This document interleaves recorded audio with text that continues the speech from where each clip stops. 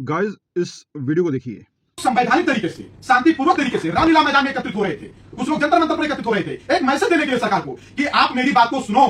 लेकिन दुर्भाग्य की बात है कि जो भी सौड़ लीडर जहां पर भी था, मुझे मेरे घर पर हाउस अरेस्ट किया गया। तमाम लोग जो पहुंच गए थे पहले से, उनको होटल में हाउस अरेस्ट कर लिया गया। जगह जगह पर रोका गया। जो कार्यकर्ता जा रहे थे उनको सड़कों से उठा करके बसों में भरा जा रहा था। इस तरीके से समझ लीजिए कि व्यवस्थापूर्ण रवैया सरकार के द्वारा अपनाया गया है। सरकार ने अपने लाठी के दम पर, सरकार ने अपने सत्ता की ताकत के दम पर सौरों की आवाज को दबाने का प्रयास किया है। लेकिन ये सौर समाज है, ये दबेगा नहीं, ये मजबूती के साथ खड़ा होगा। और अगर सरकार इस कानून को वापस नहीं लेती है तो इस सरकार को समाज जो है उखाड़ कर फेंक देगा।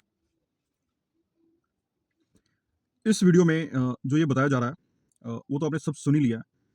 इसके साथ मैं कुछ एडिशन करना चाहता हूँ कि वर्तमान जो सरकार है केंद्र में, इनको क्या डर है? ये क्यों प्रोटेस्ट, जो जनता का लोकतांत्रिक अधिकार है, संविधान में भी लिख रखा है कि यू कैन प्रोटेस्ट, एप्लीकेशन दे गए रामलीला मैदान और जंतर मंतर को बुक किया गया कि 8 मार्च को हम जनरल कास्ट वाले लोग एक प्रोटेस्ट करेंगे वहां पे। बट सरकार ने जो भी जितने भी मेन लीडर्स थे सबको हाउस अरेस्ट कर दिया। जो भी पहुंच रहे थे उनको बसों में भर दिया। अपनी फुल फोर्स लगा के, पूरा अपना डंडा चला के, दमनकारी नीति, तानाशाही नीति चला के इनका प्रोटेस्ट जो है वो दबाने की कोशिश की गई। प्रोटेस्ट ना हो, ये प्रोटेस्ट जो है वो कैंसिल करवा दिया। पूरी रामलीला मैदान को, जंतर मंतर को छावनी में तब्दील कर दिया कि कोई भी वहां आ या जा ना सके। सबको हाउस अरेस्ट कर दिया। साथ ही सब मेन मीडिया में, न्यूज चैनल्स में ये न्यूज नहीं है। ये न्यूज जो है ये कहीं पे भी नहीं है। दिल्ली में किसी इलाके में अगर पानी नहीं आता, वहां की भी न्यूज मेन मीडिया में आती है।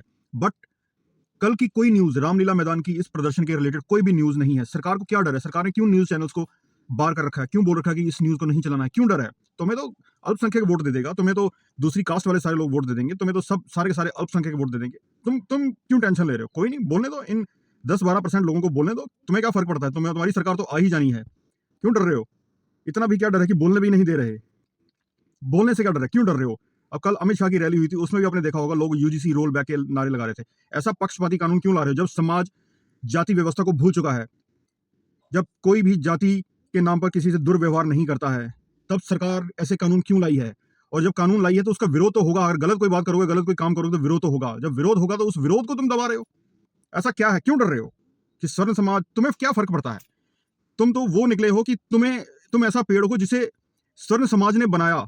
स्वर्ण समाज ने उस पर खाद दिया, पानी दिया। जब फल आने का समय हुआ तब तुमने अपना असली रंग दिखाया। तुमने बोला कि ये जनरल्स के लिए हमारे पास कुछ नहीं है, जनरल सिर्फ हमारा वोट बैंक है, हमें वोट दे और सिर्फ हमें वोट दे, हमें टैक्स दे कि जो टैक्स हम यूज करके बाकी लोगों को और पोषित कर पाए, कि जनरल समाज जो है पूरी तरह विलुप्त हो जाए इस भारत से। वो तो विलुप्त हो ही जाएगा, सभी विलुप्त हो जाएंगे। सिर्फ कुछ लोगों को छोड़ के, कुछ एक पक्ष के लोगों को, विशेष समुदाय को छोड़ के, वो तो होना ही है। और तुम उस हवन कुंड में घी डाल रहे हो कि वो जो काम थोड़ा लेट हो, 10-15 साल बाद होना है, वो फटाफट हो जाए। कि आपस में दूसरे विशेष समुदाय वाले सोच रहे होंगे कि ये लोग आपस में निपट लें एक बार। वो तो बहुत खुश हैं कि ये लोग आपस में निपट लें, उसके बाद जो बचेंगे उनसे हम निपट लेंगे। दिल्ली के तरुण का केस तो आपको याद ही है, जहां आपने देखा ही होगा क्या हुआ कि एक SC ST एक जाटव समाज के, दलित समाज के एक लड़के को विशेष समुदाय के लोगों ने घर में घुस के, 20-25 लोगों ने घुस के उसको मार डाला।